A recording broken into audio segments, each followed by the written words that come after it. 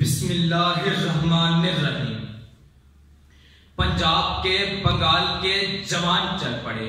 سندھی بلوچی سرحدی پٹھان چل پڑے، گھربار چھوڑ بےسرو سامان چل پڑے، مہاجر اپنے ساتھ لیے قرآن چل پڑے،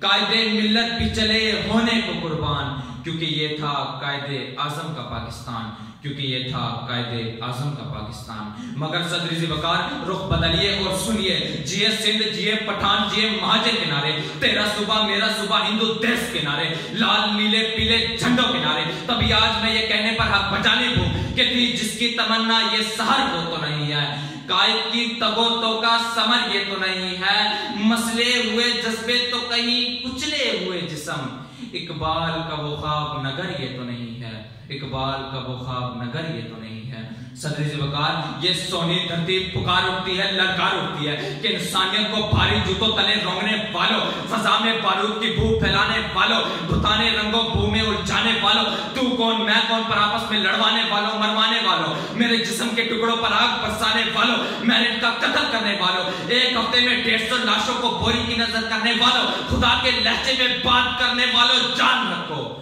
یہ وطن تمہارے باپ کی جاگیر نہیں، یہ قائد اعظم کا پاکستان ہے، یہ قائد اعظم کا پاکستان ہے۔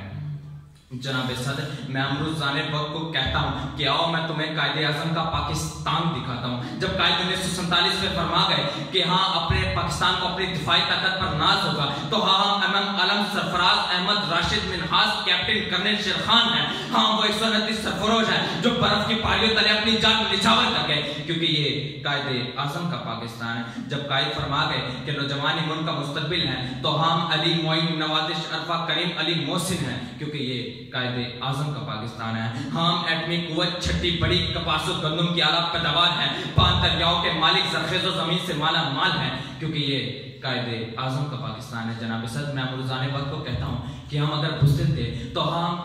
اگر ہم بزدل تھے تو ہم نے کیسے ہندوستان کے ابھینندن کو چائے کی پیالی پیش کی اور جرأت کا مظاہرہ کرتے ہوئے نہ صرف ہندوستان میں گھس کر ان کے جہازوں کو تباہ کیا بلکہ یہ پیغام بھی دیا، جھپٹنا پلٹنا پلٹ کر جھپٹنا، جھپٹنا پلٹنا پلٹ کر جھپٹنا، لہو گرم رکھنے کا ہے ایک بہانہ، لہو گرم رکھنے کا ہے ایک بہانہ۔ جناب صدر، ارے ہم نے تو صدائے حق کے جواب میں اپنے ہاتھ بلند کیے، حسین کے منشور کا دعویٰ کرنے والے ہر شخص کے لشکر کے ساتھ کھڑے ہو کر اپنے سر کٹوائے، اپنی حمایت و خودداری کے افسانے لکھوائے، تو ابھی ہمارے جسم سے نکلتا ہوا لہو کا ایک ایک قطرہ، قطرے کی ایک ایک سرخی چیخ چیخ کے کہہ رہی ہے، جہاں اگرچہ دیگر گو ہیں گم باذن اللہ، وہی زمین وہی گردوں ہیں گم باذن اللہ، کیا نوائے انا الحق کو آتشی جس نے، تیری رگوں میں وہی خون ہے گم باذن اللہ، تیری رگوں میں وہی خون ہے گم باذن اللہ۔ شکریہ۔